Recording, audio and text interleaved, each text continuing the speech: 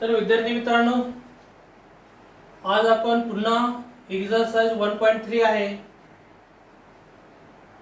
Mathematical logic मधला, त्याच्याशी रिलेटेडच आपण हे व्हिडिओ लेक्चर करतो.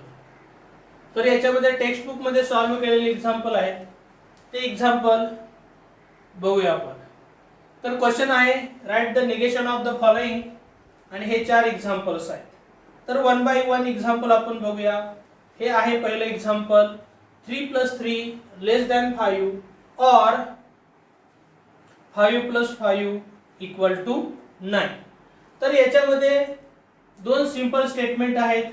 पहिलं स्टेटमेंट आहे 3 + 3 < 5 आणि दुसरं स्टेटमेंट आहे सिंपल स्टेटमेंट, ते 5 + 5 = 9, आणि ते कनेक्टेड आहे कनेक्टिव्हजनं और या कनेक्टिव्हजनं. तर हे पी स्टेटमेंट और क्यू स्टेटमेंट, तर याचा सिंबॉलिक फॉर्म होईल पी और क्यू. आणि याचं निगेशन काढायचं आहे. तर निगेशन करताना मी काय करणार आहे, निगेशन ऑफ पी और क्यू होईल. आणि हे जर सिंप्लिफाय केलं तर हेच काय होईल, निगेशन ऑफ पी और च काय होईल, अँड होईल.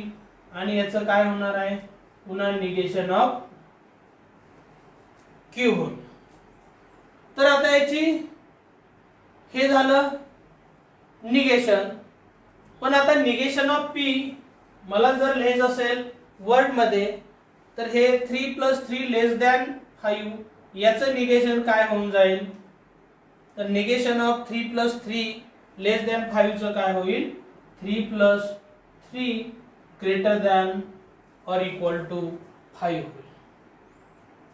पुन्हा हे जे 5 + 5 = 9 आहे, त्याचं निगेशन होऊन जाईल 5 + 5 ≠ 9, हे याचं निगेशन होईल. आणि जे हे अँड आहे ते असं मिळून जर मला हे याचं निगेशन जर लिहायचं असेल तर काय होईल, या सिंबॉलिक फॉर्मचं निगेशन 3 + 3 < or = 5 and 5 + 5 ≠ 9. तर अशा प्रकारेच आपल्याला काय करायचंय, हे एक सिंपल स्टेटमेंट, हे एक सिंपल स्टेटमेंट, अँड हे कनेक्टिव्हज आहे.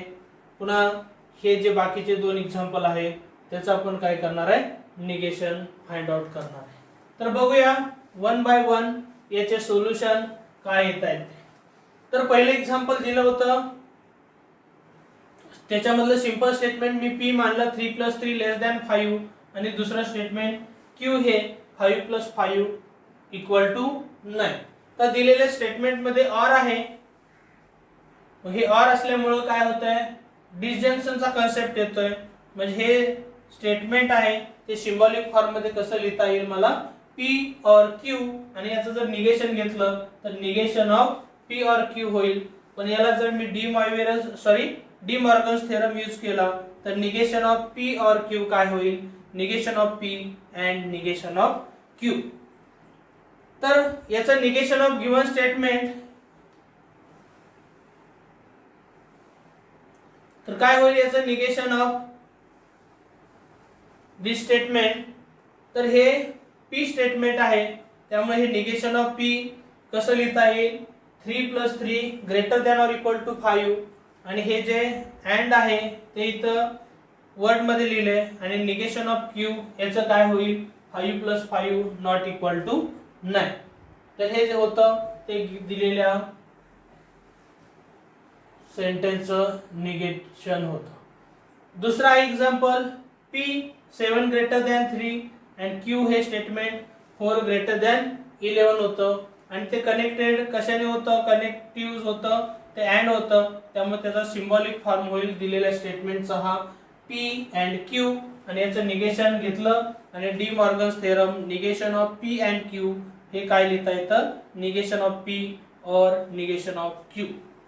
पण पी हे स्टेटमेंट 7 < 3 आहे, त्याचं निगेशन जर लिहायचं म्हटलं तर काय होईल, 7 < or = 3 होईल. याच्यासाठी काय करावं लागेल, और यूज करावं लागेल. आणि निगेशन ऑफ क्यू याच्यासाठी काय होईल, 4 < or = 11 होईल.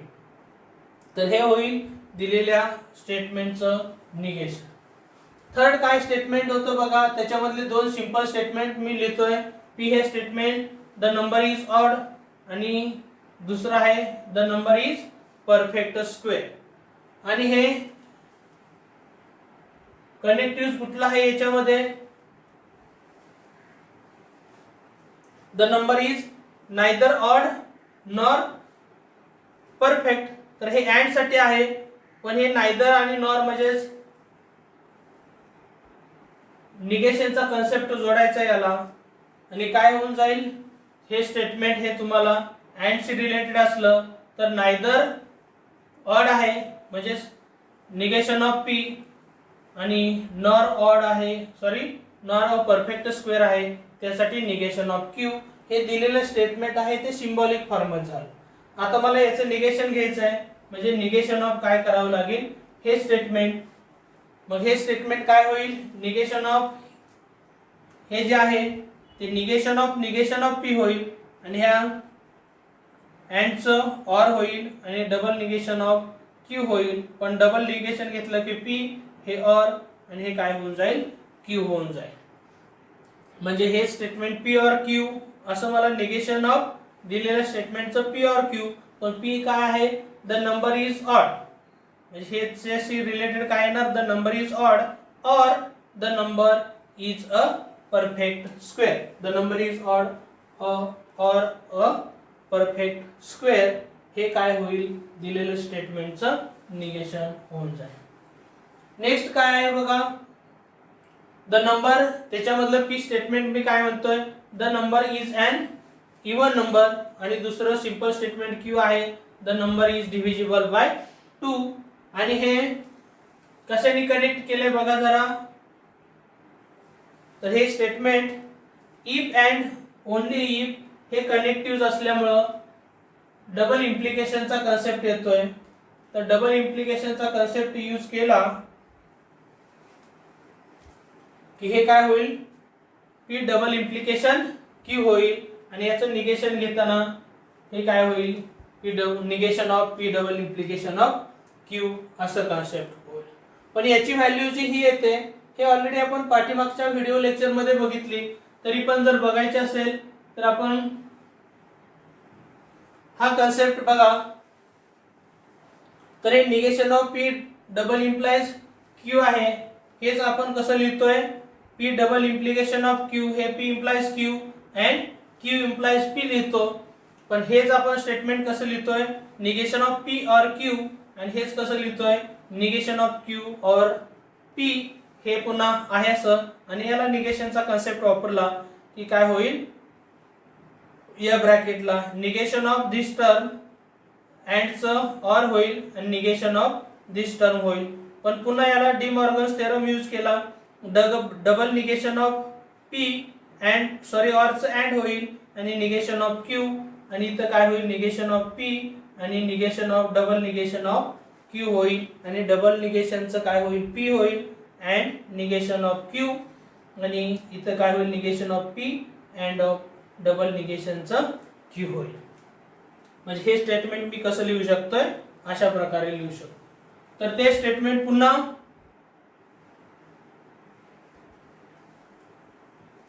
आहे इथं. तर हेच पुन्हा समोर तुमच्या लिहिलेलं आहे, P and negation of Q or negation of P and Q. तर हे आपल्याला पी स्टेटमेंट आहे the number is an even number. हे अँड आहे नॉट ऑफ क्यू लिहायचं आहे. म्हणजे हेच कसं लिहिता येईल, अ नंबर इज इवन म्हणजे पी आहे, a number is even but not divisible by 2. म्हणजे हे इथपर्यंत जर लिहायचं म्हटलं मला वर्ड मध्ये, अ number is even but not divisible by 2, याच्यासाठी काय यूज करावं लागेल, ऑर. पण आता निगेशन ऑफ पी कसं म्हणता येईल, a number is divisible by 2. म्हणजे मी थोडक्यात काय केले, क्यू अगोदर यूज केलंय. अ number is divisible by 2 but not, हे याच्यासाठी काय होईल, बट नॉट इवन असं काय होईल, निगेशन ऑफ गिवन स्टेटमेंट होईल. आता नेक्स्ट क्वेश्चन काय बघा, write the negation of the following statements. काय आहे? All natural number are rational, आणि हे 4 एक्झाम्पल आहेत. तर याचं काय करूया? निगेशन आपल्याला फाइंड आउट करायचं. तर पहिलं एक्झाम्पल, त्याचं सोल्युशन, ऑलच्या ऐवजी काय करावं लागेल? सम यूज करावं लागेल. म्हणजे some natural numbers are not rational number. हे क्वेश्चन नीट बघून घ्या. All natural numbers are rational आहे, त्या ऑलच्या ऐवजी काय करतोय मी? सम यूज करतोय, आणि त्याच्याप्रमाणे काय होईल? Some natural numbers are not rational numbers. आता क्वेश्चन नंबर 2 काय? सम आहे, some students of class 10 are 16 year old आहे. तर समच्या ऐवजी काय करावं लागेल? ऑलचा कन्सेप्ट यूज करावं लागेल. म्हणजे काय? नो स्टुडंट ऑफ क्लास, तो क्वेश्चन काय? सम आहे, त्याच्याऐवजी याचं निगेशन घेताना काय करावं लागेल? All students of class 10 is 16 year old असं होईल याच्यामध्ये. तसंच थर्ड काय? There exist n belongs to n such that n plus 8 greater than 11 आहे. पण इथं निगेशन घेताना देयर एक्झिस्टचं काय होईल? For all n belongs to n such that. आता इथं निगेशन घेताना बघा, इथं n प्लस 8 ग्रेटर दॅन 11 आहे, त्याचं निगेशन घेताना काय होईल? n plus 8 less than or equal to 11 होईल. आता हे एक्झाम्पल देयर एक्झिस्ट आहे, त्याचं फॉर ऑल होणार आहे. सच that 2x plus 1 is not odd आहे, त्याचं काय होतंय बघा याच्यामध्ये. सॉरी, तर हे सोल्युशनचाच पार्ट आपण रीड केलाय. हे for all x belongs to n such that 2x plus 1 is odd आहे. तर ह्या निगेशन घेताना फॉर ऑलचं काय होणार? देयर एक्झिस्ट, आणि 2x प्लस 1 इज ऑड आहे, त्याला नॉट कनेक्ट करणार आहे. म्हणजे सोल्युशन होईल there exist x belongs to n such that 2x plus 1 is not odd. अशा प्रकारे दिलेले जे स्टेटमेंट आहे त्याचे निगेशन्स होऊन जाते. आता नेक्स्ट क्वेश्चन आहे, write the converse, inverse and contrapositive of the following statements. जे खाली दिलेले स्टेटमेंट आहे त्याचा कॉन्व्हर्स पण काढायचा आहे, इनव्हर्स आणि कॉन्ट्रापॉझिटिव्ह. पण थोडक्यात काय? दिलेल्या स्टेटमेंटचा कॉन्व्हर्स, इनव्हर्स आणि कॉन्ट्रापॉझिटिव्ह जर काढला तरी ते दिलेल्या स्टेटमेंटचं मीनिंग चेंज नाही झालं पाहिजे, हे आपल्याला मात्र करायचं. आणि क्वेश्चन आहे, if a function is differentiable then it is continuous. तर 2 स्टेटमेंट आहेत आपल्याला. पहिलं स्टेटमेंट आहे अ फंक्शन इज डिफरन्शिएबल, हे सिंपल स्टेटमेंट आहे, आणि दुसरं ते दिलेलं फंक्शन आहे ते कंटिन्युअस आहे. आणि हे कनेक्टिव्ह काय आहे? इफ देन आहे. म्हणजे जे दिलेलं p स्टेटमेंट आहे आणि हे q स्टेटमेंट आहे, त्याला इफ देन असल्यामुळं हे सिंबॉलिक फॉर्म मध्ये कसं लिहिता येईल आपल्याला? p इम्प्लाइज q असं लिहिता येईल. तर आपण काय करूया आता? कॉन्व्हर्स फाइंड आउट करूया. तर कॉन्व्हर्स फाइंड आउट करताना दिलेल्या स्टेटमेंट जे p इम्प्लाइज q आलंय त्याचा कॉन्व्हर्स काय होईल? q इम्प्लाइज p होईल. म्हणजे इफ q देन p करावं लागेल. म्हणजेच काय? q हे स्टेटमेंट काय आहे? फंक्शन इज कंटिन्युअस आहे, आणि p हे स्टेटमेंट फंक्शन इज डिफरन्शिएबल आहे. म्हणजे दिलेल्या स्टेटमेंटचं कॉन्व्हर्स कसं करता येईल? If a function is continuous then it is differentiable. आपण याची ट्रूथ व्हॅल्यू बघत नाही, फक्त कॉन्व्हर्स काढतोय. पण जर तुम्हाला जाणून घ्यायचं असेल तर काय होतं स्टेटमेंट? जर फंक्शन कंटिन्युअस असेल तर काय ते डिफरन्शिएबल आहे हे सांगता येत नाही. म्हणजे हे दिलेलं स्टेटमेंट चुकीचं आहे कॉन्व्हर्स काढल्यानंतर, पण आपल्याला हे चुकीचं बरोबर अजिबात बघायचं नाही. दिलेल्या स्टेटमेंटचं काय करायचंय? कॉन्व्हर्स फाइंड आउट करायचं. पुन्हा नेक्स्ट आहे इनव्हर्स. तर inverse of statement p implies q काय होईल? Negation of p implies negation of q, हा त्याचा इनव्हर्स होईल. म्हणजे p हे स्टेटमेंट कशासाठी आहे? फंक्शन इज डिफरन्शिएबल आहे, आणि q statement function is continuous साठी आहे q हे स्टेटमेंट. पण आपल्याला हे निगेशन ऑफ p म्हणजे काय? If a function is not differentiable then it is not continuous हे दिलेल्या स्टेटमेंटचं इनव्हर्स फंक्शन होईल. आता कॉन्ट्रापॉझिटिव्ह काय होईल?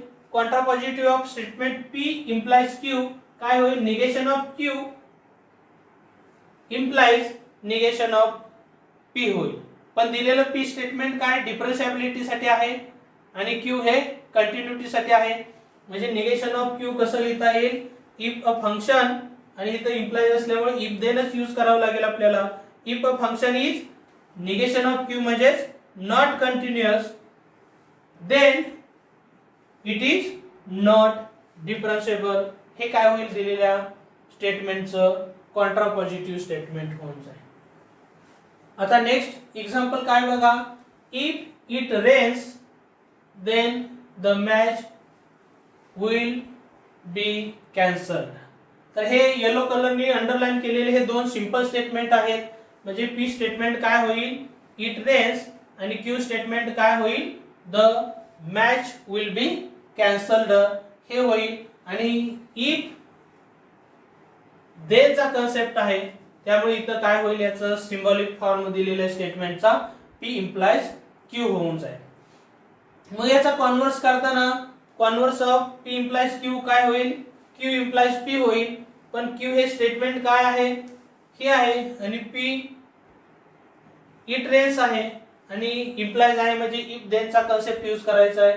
म्हणजे काय होईल? हे वर्ड मध्ये if match will be cancelled then it rains. Next inverse जर काढायचं असेल तर P implies Q चा इनव्हर्स काय होईल? Negation of P implies negation of Q. पण P हे स्टेटमेंट बघा Q हे स्टेटमेंट हे आहे म्हणजे निगेशन ऑफ P याचं काय होईल? It rains. If does not rains then match will be cancelled. याचं काय होईल? Match will not be cancelled हे काय होईल? दिलेल्या स्टेटमेंटचं इनव्हर्स होईल. आता कॉन्ट्रापॉझिटिव्ह करताना P implies Q चं काय करणार आहे आपण? Negation of Q implies P. पण याचं निगेशन काय होईल? विल नॉट होईल आणि इथं विल काय? इट डज नॉट रेन असं होईल. म्हणजे त्याप्रमाणे काय होईल? Contrapositive of given statement if the match is not cancelled then it does not rain अशा प्रकारे काय होईल? दिलेल्या स्टेटमेंटचं कॉन्ट्रापॉझिटिव्ह होऊन जाईल. नेक्स्ट एक्झाम्पल नंबर हे झाले एक्झाम्पल कॉन्व्हर्स, इनव्हर्स आणि कॉन्ट्रापॉझिटिव्ह. आता नेक्स्ट जो पार्ट आहे तो एक्सरसाइज सॉल्विंगचा आहे. तर या एक्सरसाइज मध्ये काय आहे? Question number first. If A is equal to 3, 5, 7, 9, 11, 12 and determine the truth value of each of the following statements. तर पहिलं स्टेटमेंट आहे there exists x belongs to A such that x minus 8 is equal to 9. म्हणजे there exists साठी काय करायचं आपल्याला? अशी एखादी तर x ची व्हॅल्यू A मधली द्यायची की ही जे ओपन स्टेटमेंट आहे ते ओपन स्टेटमेंट ट्रू झालं पाहिजे. तरच आपण हे स्टेटमेंट जे आहे विथ क्वांटिफायर म्हणजे विथ क्वांटिफायर काय होईल? हे ओपन स्टेटमेंट हे ट्रू किंवा फॉल्स होईल. तर बघूया x ची व्हॅल्यू a मधली 3 जर ठेवली तर 3 - 8 1 नाही होत, 5 ला पण नाही होत, 7 ठेवलं नाही होत, 9 ठेवलं तर 9 - 8 = 1 होत आहे. म्हणजे देअर एक्झिस्ट साठी आपल्याला कमीत कमी एक तर व्हॅल्यूनी ट्रू करायला पाहिजे, सॅटिस्फाय करायला पाहिजे. म्हणजे फॉर x = 9 काय होईल? लेफ्ट हँड साइड x - 8 = 9 - 8 = 1 = काय मिळतंय? राइट हँड साइड मिळतंय. म्हणजे x = 9 ला हे ओपन स्टेटमेंट हे सॅटिस्फाय करतंय या क्वांटिफायर मुळे. तर the given statement is true आणि इज ट्रूथ व्हॅल्यू काय मिळून जाईल? t मिळून जाईल. आता पुन्हा हा सेट बघा 3, 5, 7, 9, 11, 12 आहे. मग दुसरा काय आहे? For all x belongs to A x² + x is an even number. म्हणजे कुठल्याही x हा A मधला घेतला तर x² + x काय येतोय? इवन नंबर येतोय. पण इवन आणि इथं काय आहे? हे जे अननोन x मध्ये दिलंय ते सम मध्ये दिलंय म्हणजे याच्याशी रिलेटेड आपल्याला थोडासा कन्सेप्ट माहित पाहिजे. दोन ऑड नंबर असतील तर ऑड नंबरची सम इवन होते, किंवा दोन इवन नंबर असतील तर इवन नंबरची सम इवन होते. पुन्हा हा स्क्वेअरिंग मध्ये काय करतोय, ऑड नंबरचा स्क्वेअर ऑड होतो आणि इवन नंबरचा स्क्वेअर काय होतो, इवन होतो. एवढे कन्सेप्ट आपल्याला इथं काय करायचे, यूज करायचे. मग जे काय नंबर आहेत ते बघूया. तर हे सगळे नंबर काय आहेत, 3, 5, 7, 9, 11 हे सगळे ऑड नंबर आहेत आणि 12 हा कसला नंबर आहे, इवन नंबर आहे. म्हणजे ऑड आणि इवन दोन्ही मिक्स मध्ये नंबर आहे. म्हणजे मी जे आता चारही पण स्टेटमेंट सांगितले होते, sum of odd is odd, sum of odd numbers is even, sum of even numbers is even.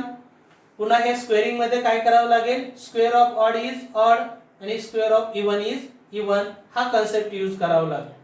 तर बघूया, square of any odd number is odd होतो आणि इवन नंबरचा स्क्वेअर पण काय होतो, इवन होतो. तसंच दोन ऑड नंबर असतील तर त्याची सम काय होते, इवन होते आणि सम ऑफ टू इवन असतील तरी पण काय होते, इवन होते.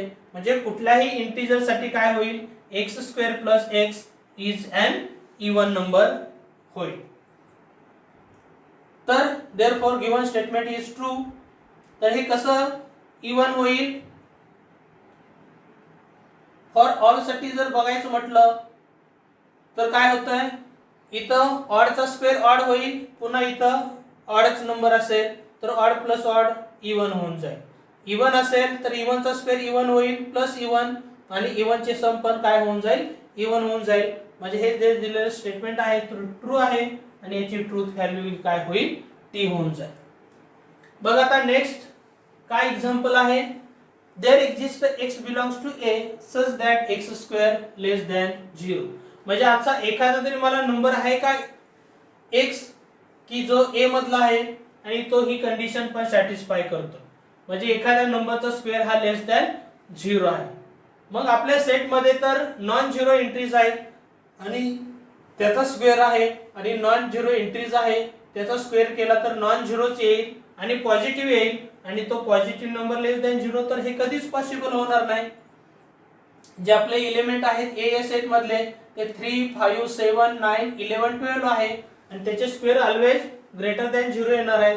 म्हणजे हे काय होणार आहे, square of any number always काय असतोय, नॉन निगेटिव्ह असतोय. आणि असा एखादा पण element x belongs to a मधला नाही की जो ज्याचा स्क्वेअर हा लेस दॅन 0 येईल, कारण हे स्क्वेअर ऑलवेज तर तुमचा पॉझिटिव्ह असणार आहे. त्यामुळे हे तर कधीच पॉसिबल नसणार आहे कुठल्याच रियल नंबर साठी.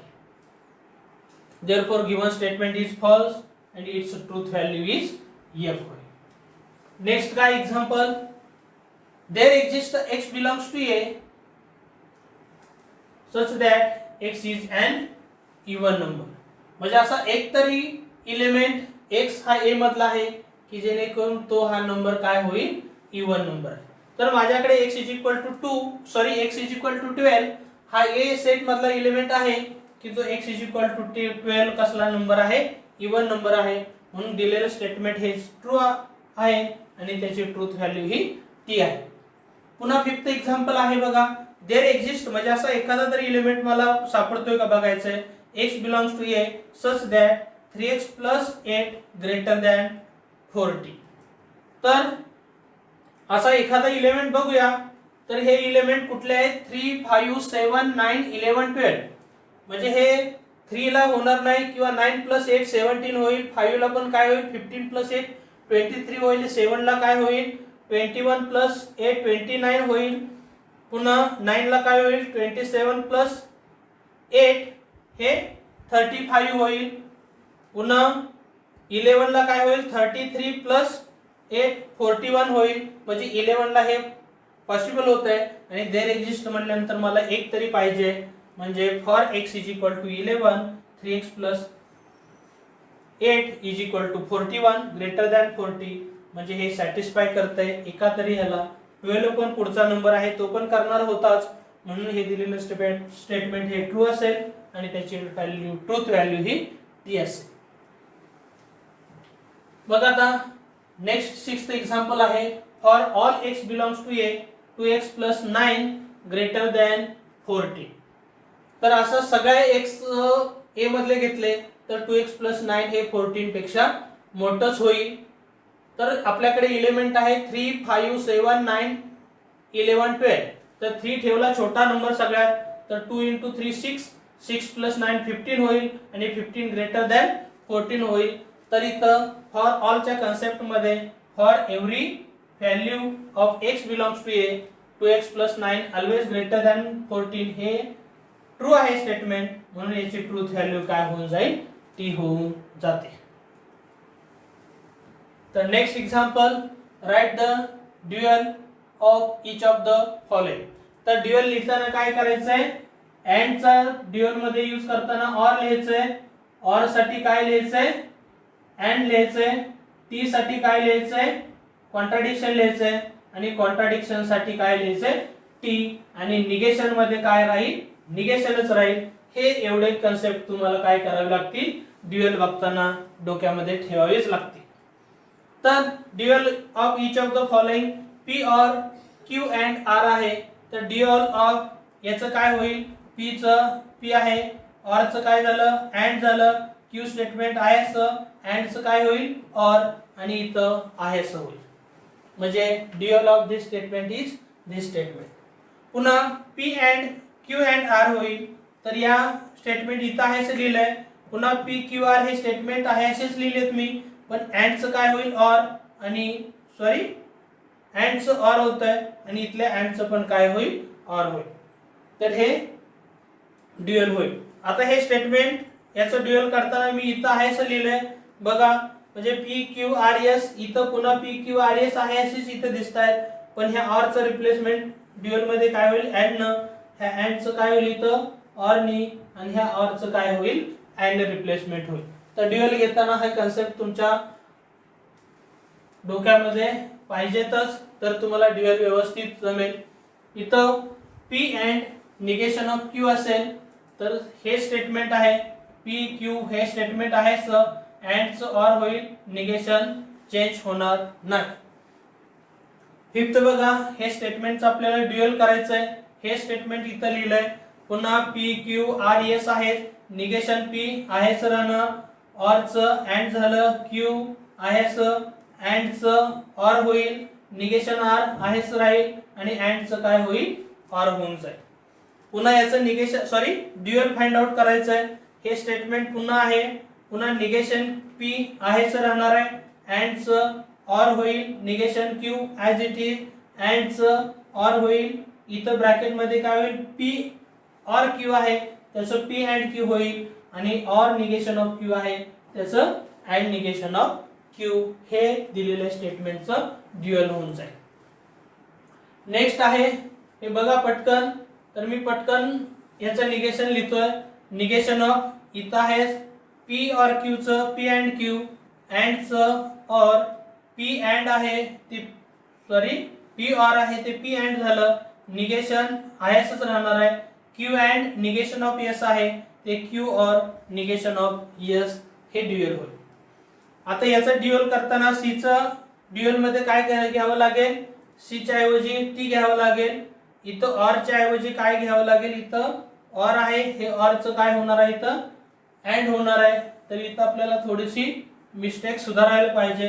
इथं काय होईल, अँड होईल, आणि पी अँड आहे त्याचं पी ऑर होईल, आणि क्यू ऑर आर आहे त्याचं क्यू अँड आर होईल. तर इथं आपल्याला काय करावं लागेल, चेंज करून घ्यावं लागेल ह्या सोल्युशन मध्ये. नेक्स्ट काय, तर नाइन्थ एक्झाम्पल, याचं तुम्हाला ड्युअल काढायचंय. तर हे स्टेटमेंट आहे, निगेशन पी आहे स राहील, ऑर च अँड होईल, आणि क्यू अँड आर च काय होईल, क्यू ऑर आर होईल, आणि अँड टी च काय होईल, ऑर सी होईल. इथं पण मिस्टेक केलेली आहे, म्हणजे अँड टी च काय होईल, ऑर सी, हे ड्युअल होईल. पुन्हा हे जे आहे हे स्टेटमेंट इथं लिहिलंय, पी और क्यू च पी अँड क्यू होईल, आणि इथं काय होईल, ऑर सी आहे ते अँड काय होणार आहे, टी होणार आहे. हे काय दिलेल्या स्टेटमेंटचे ड्युअल होऊन जाते. पुढे next, right the negation of the following. तर दिलेले स्टेटमेंट आहेत, हे एक सिंपल स्टेटमेंट, हे एक सिंपल स्टेटमेंट, कनेक्टिव्ह आहे ऑर, म्हणून हे स्टेटमेंट P मानलं, दुसरं जे आहे त्याला Q मानतोय, बरोबर. आणि हे कनेक्टिव्ह कुठला आहे ऑर, त्यामुळे याचा symbolic form P or Q होईल आणि याचं निगेशन घेताना negation of P or Q. आणि याला जर मी डी मॉर्गन्स थेरम यूज केला तर negation of P and negation of Q होईल. पण हे मला सिंबॉलिक फॉर्म मध्ये आहे, ते वर्ड मध्ये जर लिहायचं असेल तर निगेशन ऑफ P म्हणजेच काय होईल, x + 8 लेस दॅनचं निगेशन, सॉरी ग्रेटर दॅनचं निगेशन काय होईल, लेस दॅन ऑर इक्वल टू होईल. म्हणजे हे निगेशन ऑफ P आलं, ह्याच्यासाठी अँड येईल. आणि निगेशन ऑफ Q म्हणजेच काय होईल, y - 3 = 6 आहे, त्याचं नॉट इक्वल टू 6 होऊन जाईल. म्हणजे हे दिलेल्या स्टेटमेंटचं निगेशन होऊन जात आहे. पुन्हा हे एक स्टेटमेंट, हे दुसरं स्टेटमेंट सिंपल स्टेटमेंट आहे आणि त्याला कनेक्टिव्ह आहे, ते अँड आहे.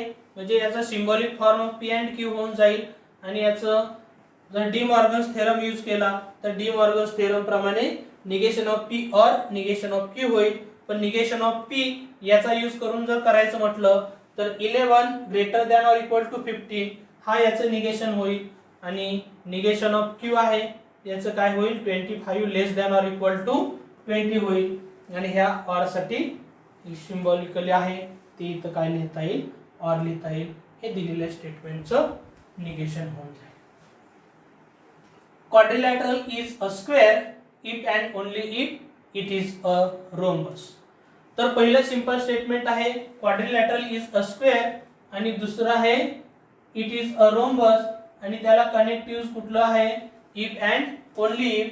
म्हणजे हे जे P आणि Q स्टेटमेंट अंडरलाईन केलेले दोन P आणि Q आहेत आणि त्याला connective if and only if असल्यामुळे काय होईल, डबल इम्प्लिकेशन. आणि याचं निगेशन काय होईल, negation of P double implication Q. आणि हे निगेशन ऑफ हे केलं तर आता सुरुवातीच्या पहिल्याच लेक्चरला आपण हा कन्सेप्ट बघितलाय. तर हे P डबल इम्प्लिकेशन Q हे P implies Q and Q implies P लिहितो. आणि हे जर मी P इम्प्लाइज Q कसं लिहावं लागेल, negation of P or Q आणि याच्यासाठी negation of Q or P. आणि मग जर आता मी हा निगेशनचा concept De Morgan's theorem through वापरला तर negation of this bracket or negation of this bracket होईल. म्हणजे नेक्स्ट स्टेपला हेच काय करता येईल, negation of bracket or negation of second bracket. पुन्हा डी मॉर्गन्स थेरम याच्यासाठी यूज केला तर double negation of P and sorry ऑरचं काय होईल, अँड निगेशन ऑफ P हे मात्र आहेच राहील. आणि निगेशन ऑफ P ऑरचं अँड होईल आणि डबल निगेशन ऑफ Q होईल. आणि सिंप्लिफाय केलं की काय होणार आहे, negation of P double implies Q is equal to P and negation of Q और negation of P and Q होईल. आणि ह्याचं दिलेलं स्टेटमेंट काय आहे, P बघा स्टेटमेंट जरा व्यवस्थित. तर क्वाड्रिलॅटरल इज स्क्वेअर आहे आणि इट इज रोम्बस आहे. त्याप्रमाणे काय होईल, P and negation of Q आपल्याला कसं लिहिता येईल, क्वाड्रिलॅटरल इज अ स्क्वेअर याच्यासाठी अँड निगेशन ऑफ Q म्हणजे इट इज नॉट अ